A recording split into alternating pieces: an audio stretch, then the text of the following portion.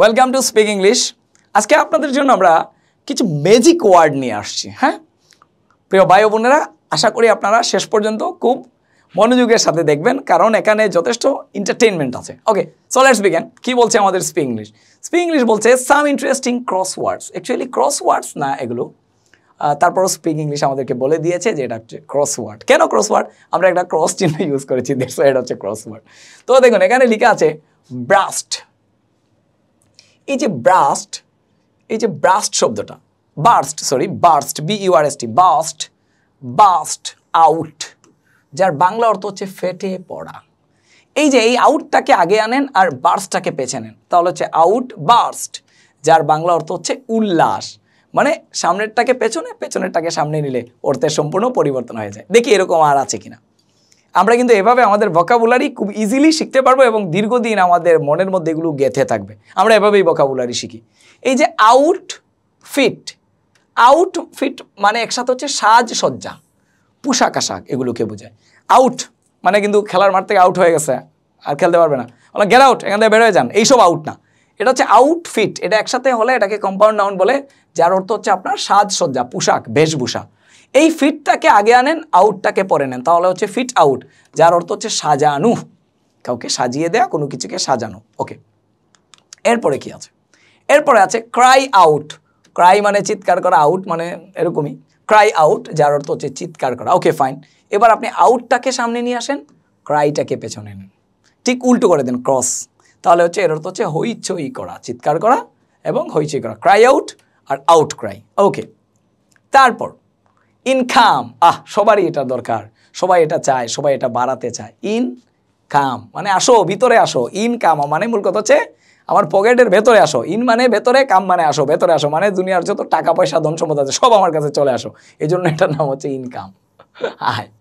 আচ্ছা, এবারে উল্টা করে দেখি আমরা, ক্রস করে খামটাকে পরে নিব, আগে আনবো, আর ইনটাকে পরে নিব, খাম ইন, তার মানে আমরা বলছি ভেতরে আসো। ইনকাম মানে হচ্ছে আপনার আয় উপার্জন, আর খাম ইন ভেতরে আসা, ভেতরে প্রবেশ বোঝায়। ওকে, তারপর আউটলেট, বের করার পথ। আবার বিভিন্ন দোকানের যে শোরুম, এটাকেও কিন্তু আউটলেট বলে। ওকে, আউটলেট মানে বের করার পথ। এবার লেট আউট মানে প্রকাশ করা, কোনো কিছুকে প্রকাশ করা, কোনো কিছু গোপনে ছিল এটাকে প্রকাশ করা, লেট আউট। ওকে, আর আউটলেট মানে হচ্ছে বের করার পথ, বা বিভিন্ন দোকানকেও আমরা বলে থাকি, শোরুমকে, যে আলাদা আলাদা আউটলেট। ওকে, আউটকাস্ট সমাজচ্যুত ব্যক্তি, যিনি সমাজ থেকে বিচ্যুত হয়ে গিয়েছেন। ওকে, সো এটাকে উল্টালে কি হচ্ছে? কাস্ট এবং out, right? Cast out, cast out মানে তাড়িয়ে দেয়া, কাউকে সমাজ থেকে তাড়িয়ে দেয়া। তো এই যে আউটকাস্ট মানে হচ্ছে সমাজচ্যুত ব্যক্তি। মানে কি? এটা যদিও আগের সোসাইটিতে ছিল, এখনকার সোসাইটিতে এরকম নাই। তারপর আমি উদাহরণ দিয়ে বুঝাই যে সমাজচ্যুত ব্যক্তি বলতে কি বোঝায়। ধরেন আমার বোনকে আমি পাঠিয়েছি পড়াশোনা করার জন্য, সে গিয়ে ভিন্ন ধর্মাবলম্বীর কারোর সাথে বিয়ে শাদী করে ফেলেছে। তো আমি হয়তো বিষয়টাকে স্বাভাবিকভাবে মেনে নিয়েছি, লাভ ইজ ডিভাইন মনে করেছি, কিন্তু আমার কমিউনিটি, আমার সোসাইটি আমাকে সমাজ থেকে বের করে দিল যে তোমরা এটা করেছে, তোমার ফ্যামিলি একজন, তোমাকে আমরা সোসাইটি রাখবো না।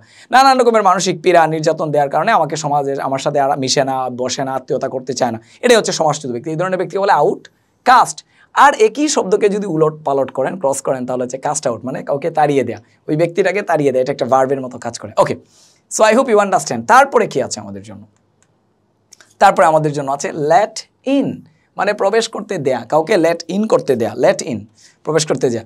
এবার ইনটাকে সামনে আনেন, লেটটাকে আলাদা করেন, যদিও ইন এবং লেট একসাথে হতে হবে।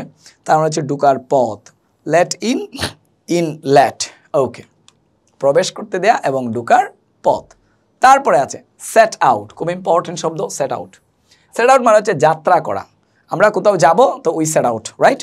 মানে যাত্রা করা, সেট আউট জার্নি আর কি, মানে কোনো যাত্রা শুরু করা। আবার আউটটাকে আগে আনেন, সেটটাকে পরে নেন, তাহলে হচ্ছে কোনো জিনিস স্টার্ট করা, সূচনা করা, প্রারম্ভ, সূচনা, একদম কোনো জিনিসের beginnings, right? Okay, set out and out set, একটা হচ্ছে যাত্রা করা, একটা হচ্ছে সূচনা। ওকে, তারপর আউটলুক, খুব ইম্পর্টেন্ট শব্দ। আউটলুক দৃষ্টিভঙ্গি বা বাহ্যিক দৃষ্টি। আউটলুক মানে হচ্ছে দৃষ্টিভঙ্গি বা বাহ্যিক দৃষ্টি। ওকে, আমরা এরকম কিন্তু লিখতে পারি, বাহ্যিক দৃষ্টি, বাহ্যিক দৃষ্টি। ওকে, আবার এই যে লুক আউট মানে হচ্ছে খোঁজা, কাউকে খোঁজা, বিশেষ করে অনুসন্ধান, এখানে অনুসন্ধান করা, ইনভেস্টিগেশন অর্থে ব্যবহৃত হয় লুক আউট।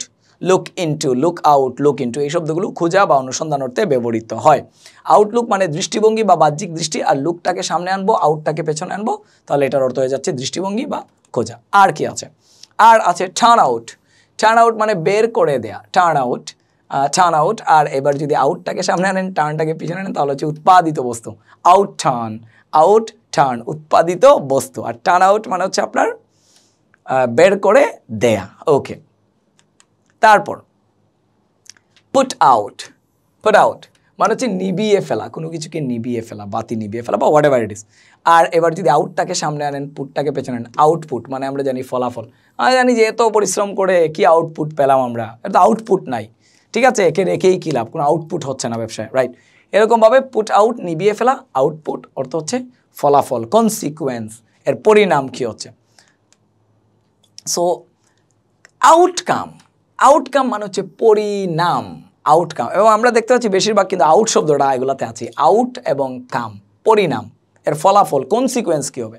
এবার কামটাকে সামনে আনেন, আউটটাকে পেছনে নেন, কাম আউট, এটা হচ্ছে বের হওয়া। কাম আউট মানে আমরা বলতে পারি সে কখনোই তার বাসা থেকে কাম আউট হয় না, মানে he doesn't come out from her, she doesn't come out from her house, সে তার বাড়ি থেকে কখনোই বের হয় না। ওকে, কাম আউট বের হওয়া, আউটকাম পরিণাম। ওকে, তারপর হচ্ছে কি ব্রেক আউট। ব্রেক আউট মানে হচ্ছে আবির্ভাব, আবির্ভাব হওয়া, কোনো কিছু দৃশ্যত উপস্থিত হওয়া, এপিয়ার হওয়া, আবির্ভাব হওয়া। যেমন করোনা পরিস্থিতি আমাদের একটা মহামারী রূপে একটা আবির্ভাব হয়েছিল, রাইট, আবির্ভূত হয়েছিল আমাদের সামনে, আসা আর কি, সামনে আসা, ব্রেক আউট। আর আউট এবং ব্রেক, ব্রেকটা এখানে আসবে, আউটটা এখানে আসবে। আউট ব্রেক মানে হচ্ছে প্রাদুর্ভাব। প্রাদুর্ভাব মানে কোনো কিছুর, যেমন আমরা বলি যে বন্যা, করোনা না, ডেঙ্গু, এডিস মশার প্রাদুর্ভাব ছড়িয়ে পড়েছে প্রচুর পরিমাণে, এটাকে বলে প্রাদুর্ভাব, আবির্ভাব এবং প্রাদুর্ভাব। Break out, out break. Okay, তারপর টার্ন অন। টার্ন অন মানে কি? কোনো কিছুকে চালু করা, আমরা বলি না টার্ন অন মানে টার্ন অন দ্য এসি, হ্যাঁ, এসিটা চালু করো। আবার অন টার্ন মানে হচ্ছে পালাক্রমে, একে একে, one by one, one after another, এটাকে বলে পালাক্রমে, ওয়ান অন টার্ন, আর হচ্ছে টার্ন অন। ওকে, তারপর হচ্ছে কি টেক অফ। এই যে টেক এবং O F F, take of.